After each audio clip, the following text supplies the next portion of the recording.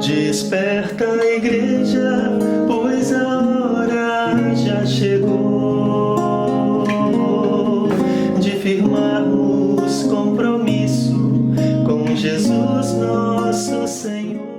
Graça e paz, meus irmãos, que a graça do nosso Senhor e Salvador Jesus Cristo esteja sobre a sua vida e sobre a vida dos seus familiares, dos seus queridos. Deus é bom o tempo todo Deus é bom. Bom para aqueles que nele esperam, que nele aguardam pela redenção que está proposta, que foi feita uma promessa em Cristo Jesus. Por isso, a nossa alegria, a nossa fé, a nossa esperança está em Cristo Jesus. Enquanto aguardamos pela volta do nosso Senhor Jesus Cristo, nós seguimos anunciando, proclamando o Evangelho do Reino. Que o Senhor Jesus Cristo abençoe a sua vida hoje, que você possa receber esta palavra abençoadora na sua vida, que Ele mesmo possa falar ao seu coração hoje, em nome de Jesus. Amém.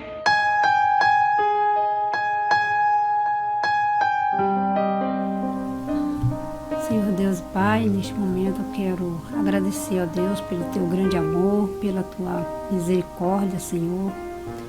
Pai querido, Pai de amor, neste momento eu quero pedir ao Senhor, meu Deus, que o Senhor receba a nossa oração, em favor, meu Deus, dos enfermos, também, ó Deus, em favor daqueles que estão perdendo seus entes queridos.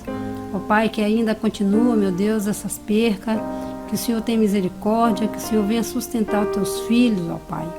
Também quero te pedir, ó Deus, que o Senhor prepare nosso coração para a entrega da mensagem, ó Deus, que o Senhor possa estar nos dando sustento a cada dia, ó Deus, para que nós não venhamos afastar do Senhor. Quero colocar também em Tuas mãos, ó Pai, os Teus filhos no campo missionário, que o Senhor possa estar sustentando cada um deles, preparando aquelas vidas que estão ouvindo a Tua mensagem da salvação, ó Deus, que o Senhor possa estar trazendo, meu Deus, para os Teus braços, ó Pai. Também quero colocar nas Tuas mãos, meu Deus, a vida da Tua igreja, ó Pai. Cada uma que está levando também a Tua mensagem, que o Senhor possa estar operando, ó Deus, na vida daquelas pessoas que estão ali assistindo o trabalho, assistindo o Teu culto, ó Deus, que o Senhor possa responder na oração de cada um, ó Deus. Nós te agradecemos, ó Deus, pela recuperação daqueles que o Senhor já tem colocado em Tuas mãos, ó Pai. Muito obrigado por tudo, ó Deus, que o Senhor possa estar preparando neste momento a mensagem na vida do nosso pastor, que nós possamos entender, meu Deus, o que o Senhor quer para cada um de nós. Ó Pai, muito obrigado pelos Teus cuidados, muito obrigado, ó Deus, pela Tua misericórdia e Teu amor santo, ó Pai. Em nome de Jesus, que nós possamos sempre lembrar do Senhor e não nos afastar, Senhor Deus, porque nós sabemos que cada dia, ó Deus, nós precisamos da Tua misericórdia. Ó Deus, muito obrigado por tudo, no nome santo de Jesus. Amém. Eu aceito o desafio de viver por Cristo Jesus, à luz da Tua palavra, Senhor, rendo louvores pelos Seus grandes feitos.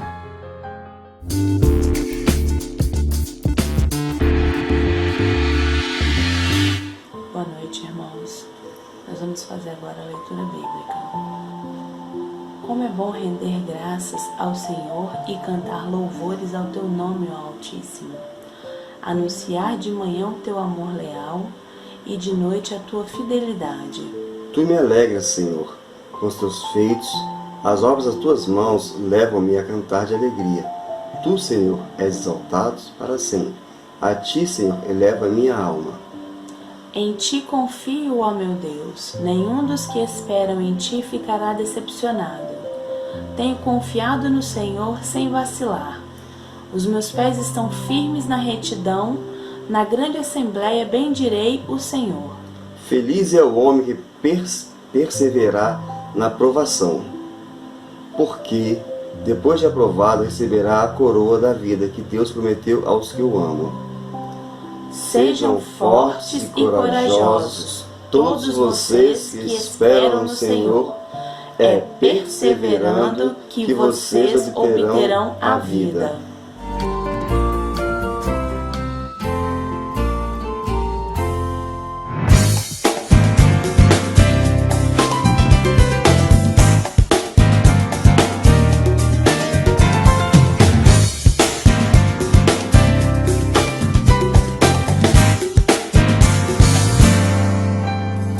meu Deus é maior que os meus problemas. Eu não temerei, com Jesus eu vou além. Ainda que a figueira não floresça e não haja o brilho das estrelas, eu não temerei não. Você que para além das nuvens, o sol não deixou de brilhar, só porque a terra escureceu. A minha vida está em Deus, eu sei que tudo posso em Deus. É Ele quem me fortalece, eu vou seguir com fé. Com meu Deus eu vou para a rocha mais alta que eu sei pra onde vou, como águia eu vou, nas alturas sou filho de Deus. Eu vou seguir com fé, com meu Deus eu vou para a rocha mais alta que eu sei pra onde vou, como águia eu vou, nas alturas sou filho de Deus.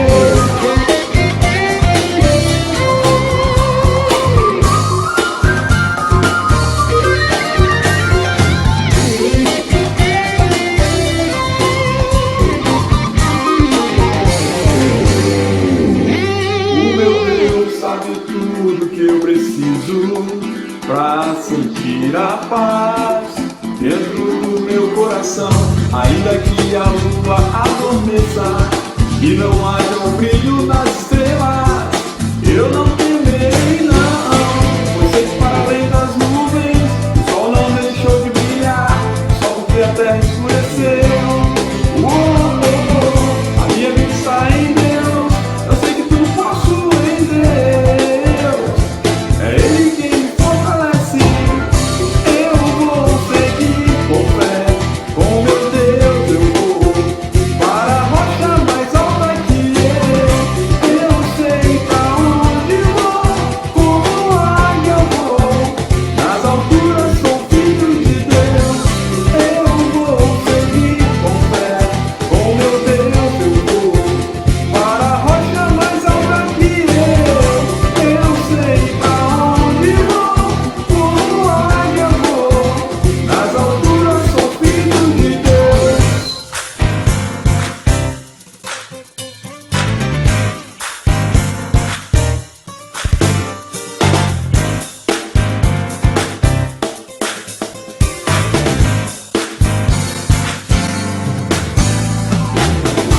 Eu vou seguir com fé, com meu Deus eu vou para a rocha mais alta que eu sei pra onde vou, como águia eu vou, nas alturas sou filho de Deus.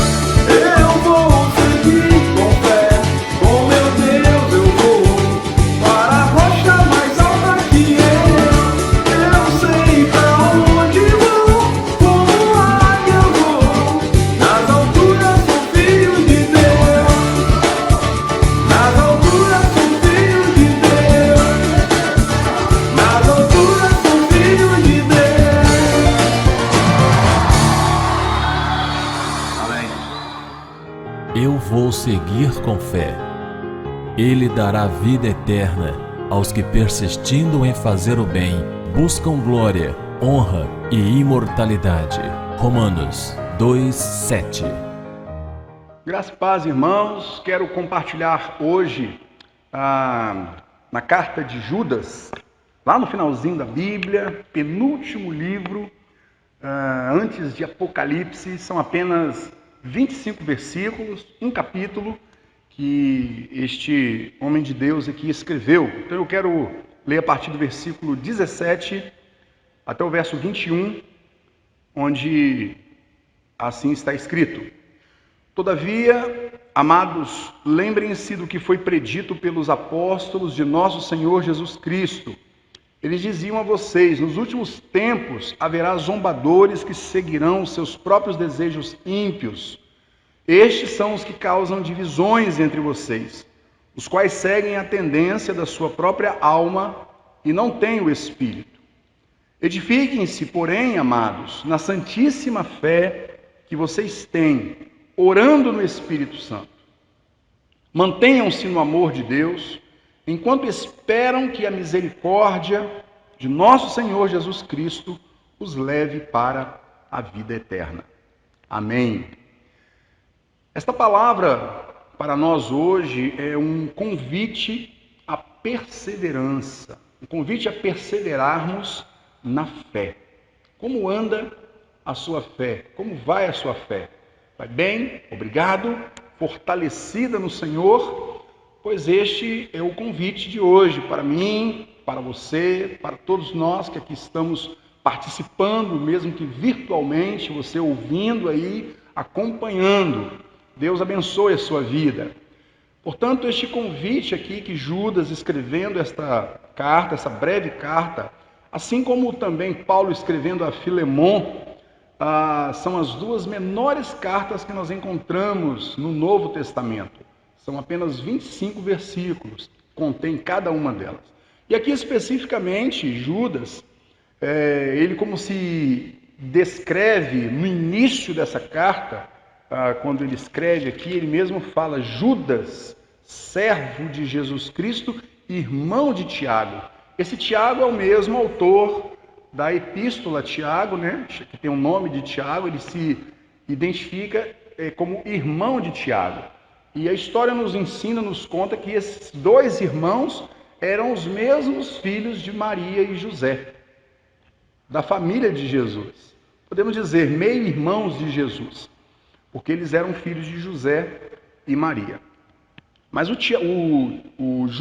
Judas, nesse caso aqui, ele escrevendo, ele vai nos ensinar algumas coisas. São duas coisas importantes que eu destaco aqui, nessa breve carta que ele escreve, endereçada aos irmãos, aqueles que foram chamados para serem conservados por Jesus Cristo, guardados por Jesus Cristo até a sua volta, até a sua vinda.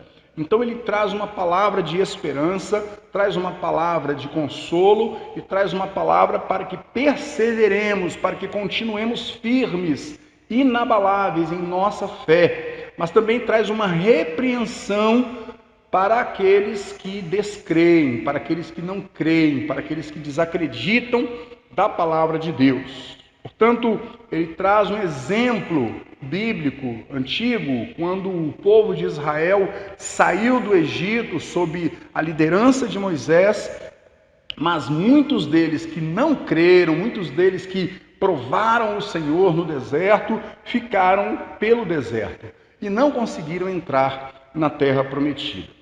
Por isso aqui há também uma palavra de repreensão, uma palavra dura que Judas nos oferece aqui. Então a primeira observação que eu faço, o primeiro destaque aqui que eu quero trazer neste conselho que ele nos dá, neste convite que ele nos faz de perseverarmos na fé, esse convite nos traz à memória um alerta importante para nós. Cuidados que devemos ter para não nos desviarmos da fé. O versículo 18 do texto que nós lemos do 17 ao 21, no verso 18 aqui, Judas, quando escreve, ele diz assim, olha, lembrem-se do que foi predito pelos apóstolos de nosso Senhor Jesus Cristo. Ele está falando dos apóstolos, aquele grupo de 12 que estavam próximos de Jesus, especialmente os do grupo mais restrito de Cristo. Ele está falando de Pedro, está falando de João, está falando de Tiago, ele está falando de algumas pessoas que estão bem ligadas, bem próximas a Jesus Cristo, que ensinaram. Está falando do apóstolo Paulo também, que foi um grande apóstolo e nos ensinou algumas coisas. Então ele diz, olha, lembrem-se do ensinamento dos apóstolos, o que eles diziam a vocês. Eles diziam a vocês que nos últimos tempos, e queridos, nós estamos vivendo um tempo em que quando nós olhamos, nós concluímos, Cristo está às portas, Cristo está voltando, porque os tempos são sombrios. Ele diz, nos últimos tempos, Haverá zombadores, pessoas que zombam, que falam, que pronunciam, que dizem. Zombar é falar mal, zombar é achincalhar alguém, zombar é ficar, como dizem hoje na gíria moderna, é zoar, é falar mal de alguém. Então haverá zombadores que seguirão seus próprios desejos ímpios. Ímpio é o homem cruel, ímpio é o desumano, o ímpio é aquele que pratica maldade contra o seu próximo. E como é que esses homens agem impiamente? Zombando, falando mal, proferindo palavras. E aqui o alerta para nós, o primeiro alerta é este: cuidado com os ímpios zombadores. O ímpio é o homem mau, é a pessoa que pratica maldade. Como é que esses ímpios praticam a maldade deles? Zombando, escarnecendo, falando mal da fé. E quem são essas pessoas? Imaginamos que são pessoas que estão fora, que são os descrentes, são aqueles que não creem em Deus. Mas observem que na palavra de Deus nós vamos ver que, por exemplo, na crucificação, junto com os demais, com os romanos, com as pessoas que estavam ali, quem estava junto, zombando, escarnecendo de Jesus? Eram os líderes religiosos, eram os fariseus. Os fariseus estavam ali. Se és o Filho de Deus, desce da cruz. Não é você que destruiria o templo e o reergueria em 3 dias? Estavam zombando de Cristo. Quem eram eles? Eram os fariseus.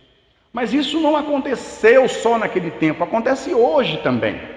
Hoje, inclusive, são as pessoas dentro da igreja que muitas vezes zombam da palavra de Deus, ao fazerem um mau uso da palavra do Senhor. E por que o Judas diz isso? Ele diz isso porque no decorrer da sua carta, no contexto da sua epístola, ele vai dizer o seguinte, que algumas pessoas, fazendo mau uso da palavra, não sabem o que dizem e acabam trazendo um mau testemunho a respeito da palavra de Deus. E isso as pessoas que estão dentro da igreja. Olha o que ele diz, por exemplo, lá no versículo 8. E contudo, também estes, semelhantemente adormecidos, contaminam a sua carne e rejeitam a dominação e vituperam as dignidades. Ele está dizendo que são pessoas que falam e fazem coisas que ofendem aquilo que é espiritual. E olha o que ele vai dizer agora no versículo 9. Vê se isso você já observou por aí. Especialmente em programas de televisão. Alguns evangelistas, alguns pregadores, algumas igrejas fazendo isso. Ele disse no versículo 9: mas o arcanjo Miguel, quando contendia com o diabo, disputava a respeito do corpo de Moisés. Lá quando nós vamos ler no Antigo Testamento sobre a morte de Moisés, o texto vai nos dizer que o próprio Senhor sepultou o corpo de Moisés. E aqui, Judas, ele nos esclarece o que aconteceu naquele momento. O arcanjo Miguel, quando contendia com o diabo e disputava a respeito do corpo de Moisés, o arcanjo Miguel não ousou pronunciar juízo de maldição contra ele, contra o diabo, mas disse: o Senhor te repreenda. E o arcanjo Miguel era um anjo poderoso, que podia muito bem entrar em batalha contra Satanás, contra o diabo. Mas ele, por conhecer essas questões espirituais, as autoridades, as potestades que existem na região celestial, ele não ousou proferir palavra injuriosa contra Satanás. Mas ele disse: o Senhor te repreenda. Aí olha o que diz no verso 10. Estes, porém, dizem mal do que não sabem. O que isso quer dizer, meus irmãos? Que algumas pessoas, no uso da palavra de Deus, e por não conhecer a palavra de Deus, acabam envergonhando o Evangelho. Nós vemos isso em televisão.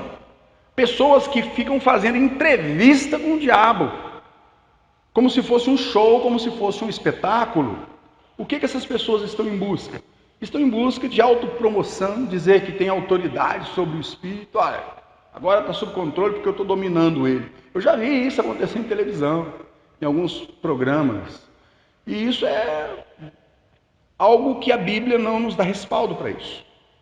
Quando Cristo se defrontava com alguma situação em que havia alguma pessoa sob o domínio de um espírito maligno, Jesus não ficava conversando com esse espírito maligno. Ele dava uma ordem imediata: cala-te e sai. Pronto. Era isso que Jesus fazia.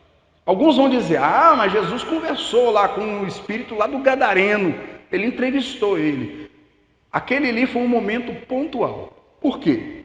Porque se vocês observarem no texto de Mateus, quando termina o Sermão do Monte, e no Sermão do Monte Jesus alimenta uma multidão, ali está mostrando naquele contexto a autoridade de Jesus sobre todas as coisas. Primeiro no Sermão do Monte, a autoridade que ele tem no seu ensino, na sua doutrina, na sua palavra, tanto que todos estavam maravilhados com o seu ensino, tamanha autoridade, porque ele ensinava a todos como quem tem autoridade, e não como os líderes e fariseus, escribas e fariseus. E depois da sua caminhada, quando ele desce do monte, quem ele encontra? Ele encontra um centurião romano, pedindo a ele para que cure o seu servo. Jesus agora demonstra a sua autoridade sobre a enfermidade. Mais adiante, naquele mesmo momento ali, uma mulher lhe toca, pedindo, pensando, se eu tão somente tocar nele, eu serei curada. Mais uma vez, a autoridade de Jesus é mostrada. E neste mesmo tempo, vem um homem, um chefe de uma sinagoga chamado Jairo, e suplica: Senhor, a minha filha está morrendo. Uma menina de 12 anos. E Jesus disse: eu vou lá curar a sua filha. Ela não vai morrer. No meio do caminho as pessoas vêm: não incomode o mestre, pois ela já morreu. E aí Jesus disse: ela não morreu, ela dorme. Algumas pessoas riram de Jesus. E aí Jesus vai lá e ressuscita a menina. Demonstração de autoridade de Jesus sobre a morte. Mais à frente, Jesus caminhando, ele vai e atravessa o lago de Genezaré. E ali forma-se uma grande tempestade. Aquela tempestade que é formada, Jesus acalma o mar. Mais uma vez, no contexto, o que ele está mostrando? A autoridade de Jesus sobre a natureza, sobre a fúria do mar. Quando Jesus chega lá do outro lado, com quem que ele se depara?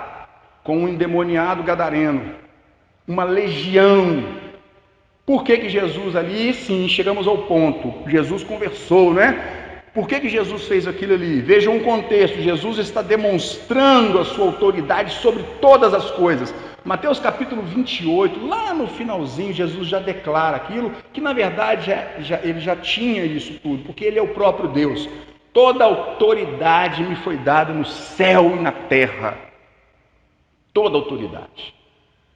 Então, quando Jesus chega lá do outro lado, e aquele endemoniado gadareno chega até Jesus, se prostra diante dele e clama: o que queres conosco, santo, ungido do Senhor? E Jesus: cale-se, diz para ele.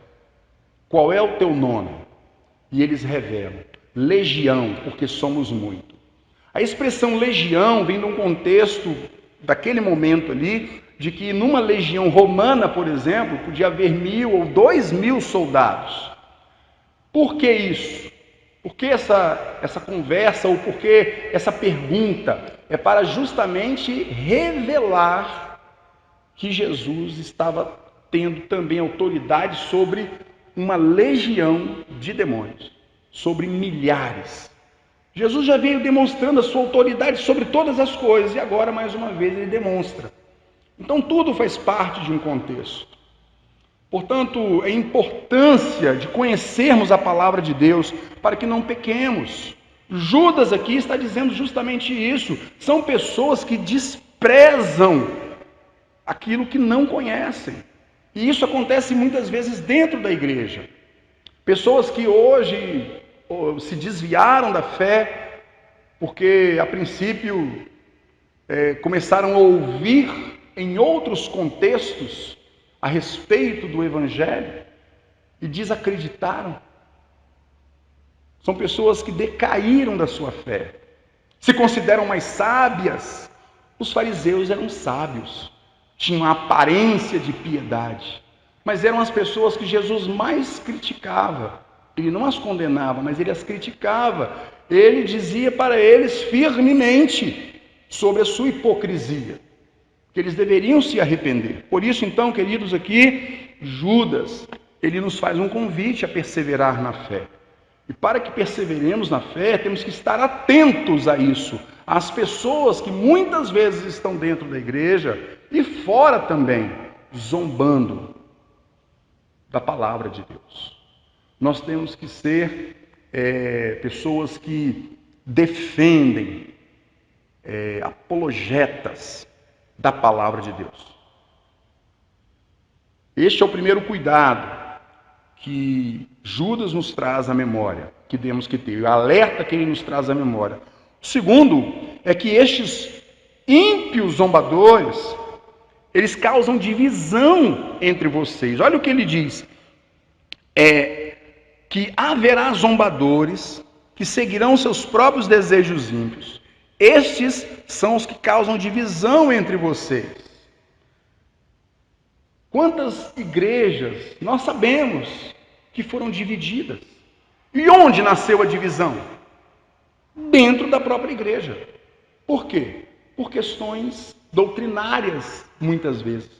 Não é nem questão de aceitar ou não a palavra de Deus, mas é por questões de interpretação. Quantos irmãos que, depois de uma divisão de igreja, e às vezes a igreja que se dividiu ficou e a outra parte dos irmãos foi para outro lugar, muitas vezes fica no próprio bairro, quando se encontram na rua, se entreolham, se veem, mas fica aquele clima, não é? Um clima ruim, um clima chato, um clima desagradável, fica um ranço.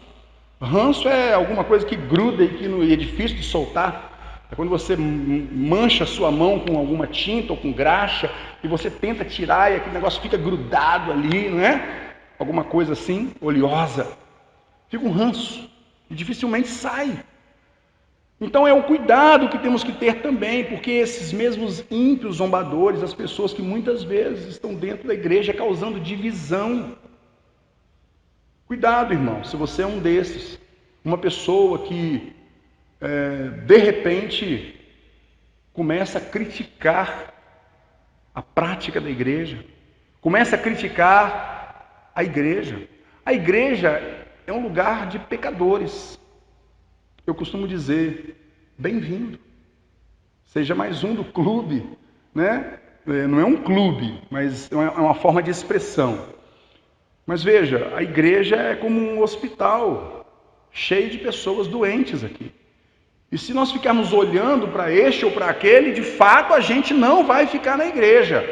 Se nossa intenção é buscar um lugar perfeito, um lugar santo, onde não há pecados, de forma alguma. A igreja é o lugar onde nós estamos caminhando. É como um deserto. Lembra? O próprio Judas aqui disse, aqueles que saíram do Egito, muitos ficaram pelo caminho, morreram, pereceram no deserto, não entraram na herança. Por quê? Porque descreram, porque murmuraram, porque reclamaram, porque colocaram Deus à prova. E essas pessoas ficaram pelo caminho. A igreja é como um povo que está saindo do seu Egito, entre aspas. O Egito para nós aqui é o pecado, é o lugar onde nós estávamos. E agora nós estamos caminhando. E a caminhada, como igreja, é como o povo lá de Israel caminhava no deserto. Caminhar no deserto não é fácil. É inóspito, o sol é muito quente, de noite o frio é muito intenso, não há comida, não há água, a reclamação em cima da liderança, é isso que acontece. Não está satisfeita com a liderança. Quantas vezes Moisés foi questionado, mas ele não deixou o povo, ele continuou firme.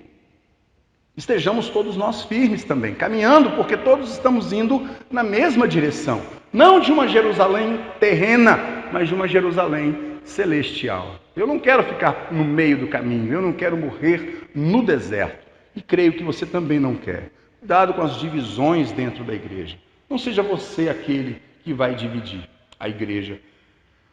Amém? Também aqui ele fala da terceira questão, que esses próprios ímpios zombadores, aqueles que ficam zombando, causam dentro da igreja. Cuidado com as aparências enganam.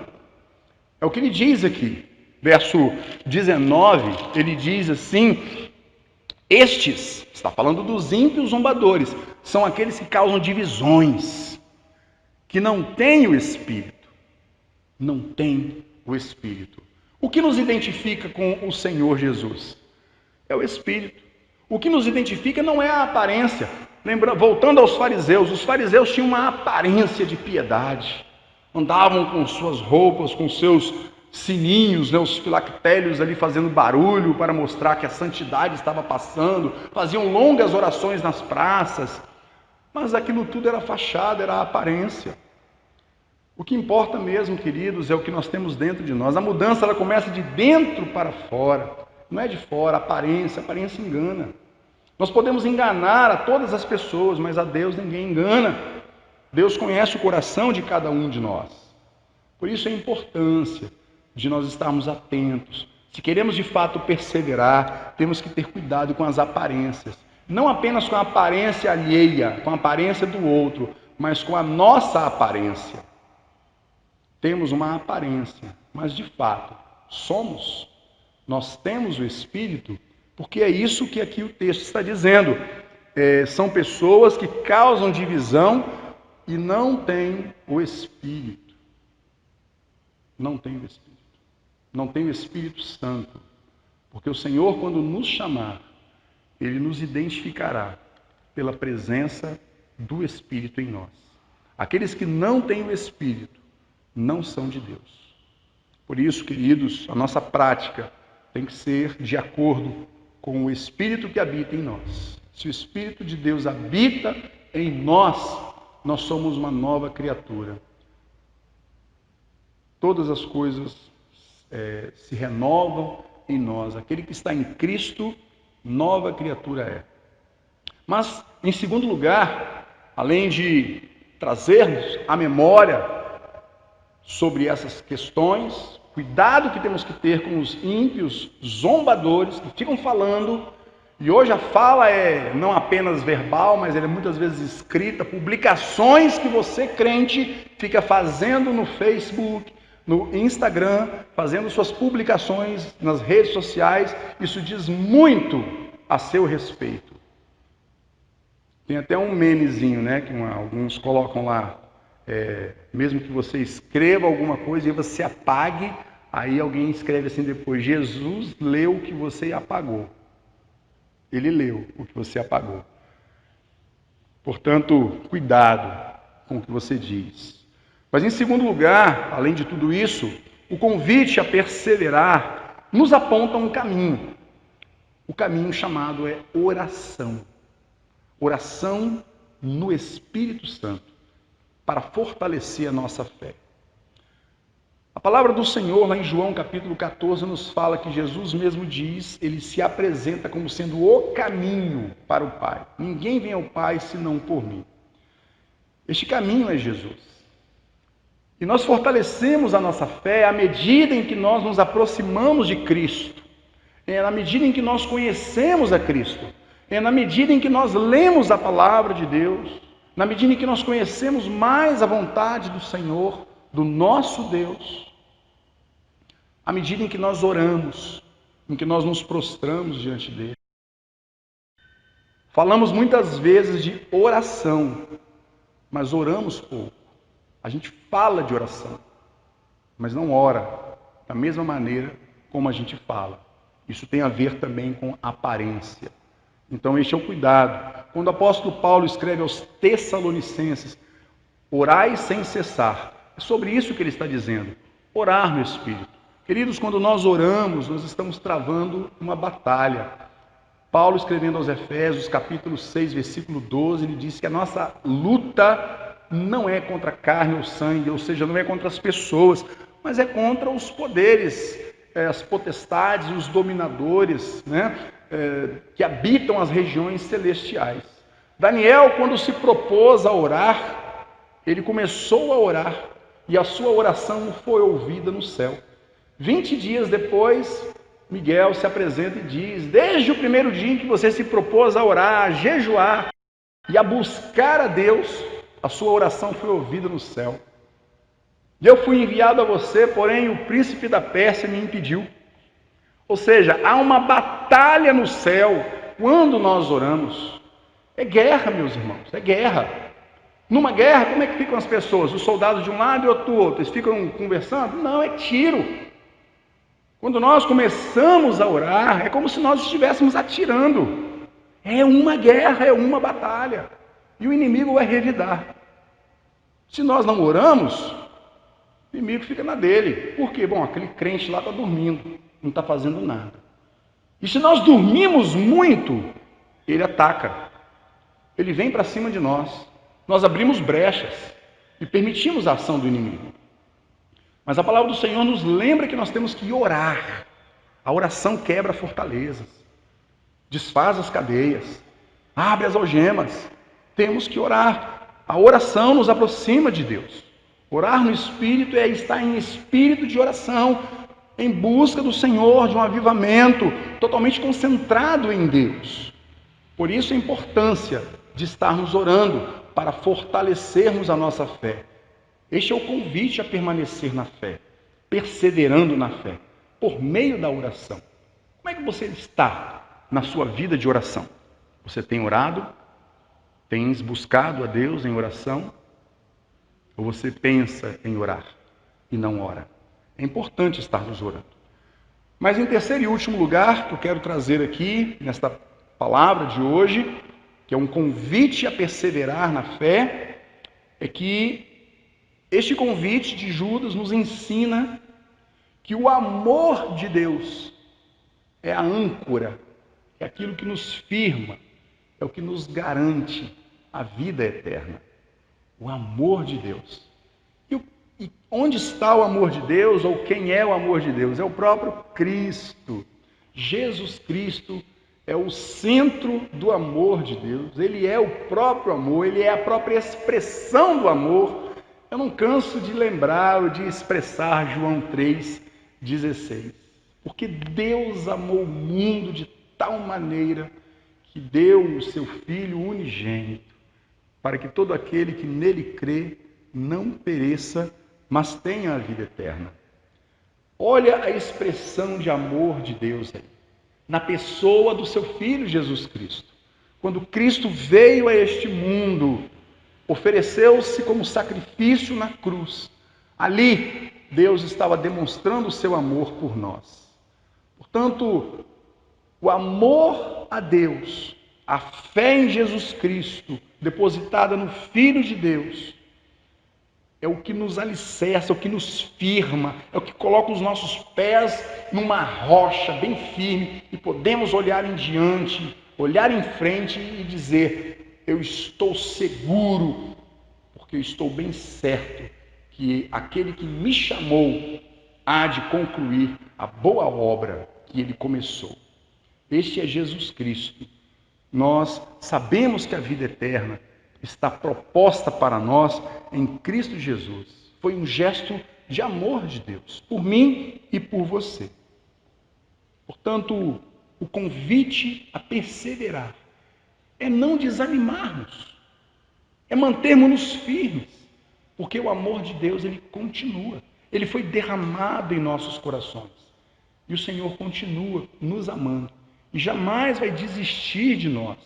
O mundo vai passar com todos os seus prazeres, mas haverá um dia em que o Senhor voltará para redimir todos aqueles que o aguardam, todos aqueles que esperam por Ele. Uma nova vida nos espera. E essa nova vida, queridos, ela começa aqui no presente, quando ainda estamos aqui e podemos escolher entre a vida e a morte. Portanto, Deus está te chamando, te convidando para que você possa caminhar com Ele.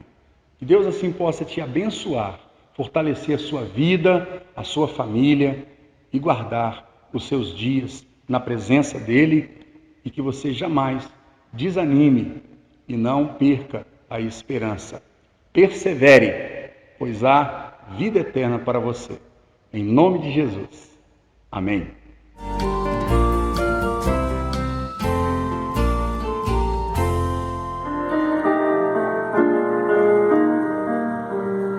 Temos por lutas passado umas terríveis cruéis, mas o Senhor tem livrado delas seus servos fiéis.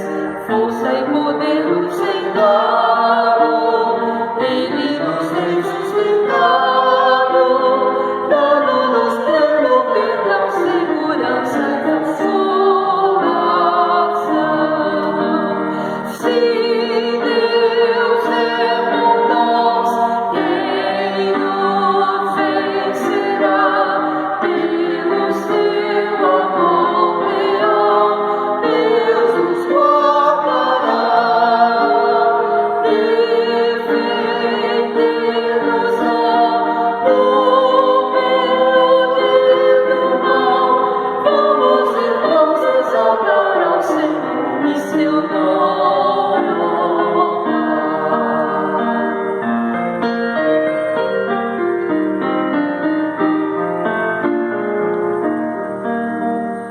Deus já nos tem prometido uma vitória total. Ele não tem esquecido sua palavra real. Ele nos tem protegido, tudo nos tem garantido. Por sua mão temos paz, vida eterna que satisfaz. Se Deus é por nós, quem nos vencerá? Pelo seu amor leal, Deus nos guardará, defender-nos-á do poder do mal. Vamos, irmãos, exaltar ao Senhor e seu nome honrar.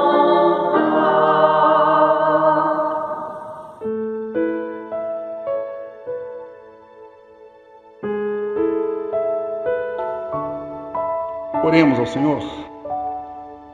Pai querido, Deus de amor, graças te damos, ó Deus, porque o Senhor não nos desamparou, o Senhor não nos abandonou, não nos deixou, ó Deus, para trás, mas os teus planos, ó Deus, que são eternos, que são planos de vida, planos de bem para nós, o Senhor nos incluiu nos seus planos. Obrigado porque o Senhor nos amou e deu prova deste grande amor do Senhor por nós, enviando o teu Filho Jesus Cristo para morrer na cruz por nós. Muito obrigado, ó Deus. Pedimos ao Senhor que nos dê coragem, que o Senhor nos dê força, Pai, para que continuemos esta caminhada, perseverando na fé, crendo, ó Deus, na Tua palavra, tendo a esperança viva, ó Deus, que o Senhor nos ensinou, ó Deus, por meio de Jesus Cristo. E peço também, ó Deus, por aqueles que por uma razão ou outra, ó Deus, têm se desviado, têm decaído, ó Deus, da fé e do chamado que o Senhor lhes fez, que que tu possas, ó Deus, erguer novamente a estes, conduzindo-os novamente à tua presença, Pai, para que não fiquem prostrados, para que não fiquem para trás, para que não sejam desanimados, mas fortalece, ó Deus. Aponta novamente, ó Deus, o caminho para cada um deles, que possam novamente encontrar, ó Deus, pelo Teu Espírito Santo, a verdade, ó Deus, a respeito da vida eterna. Que o Senhor Jesus Cristo possa falar poderosamente ao coração e na vida de cada um destes que ouviram a Tua palavra hoje, Pai. Continua falando, ó Deus, que o Teu Espírito Santo continue realizando a Tua boa obra na vida de cada um de nós. Muito obrigado. Pedimos agora, Senhor, que o Teu grandioso amor, Pai, a graça do Teu Filho Jesus e o consolo do Teu Espírito Santo sejam derramados sobre a Tua igreja, sejam derramadas sobre as nossas famílias, sobre cada um que aqui hoje ouve a Tua palavra, hoje e para sempre. Amém. Desperta a igreja, pois a hora já chegou de firmarmos compromisso com Jesus nosso Senhor. Que Deus abençoe a você e te cubra com a sua paz. Não se esqueça, nesta quarta-feira, às 19h30, estaremos aqui junto com vocês para mais um culto de esperança. Se inscreva no canal e ative o sininho para você sempre louvar a Deus conosco. Fiquem na paz e até a próxima!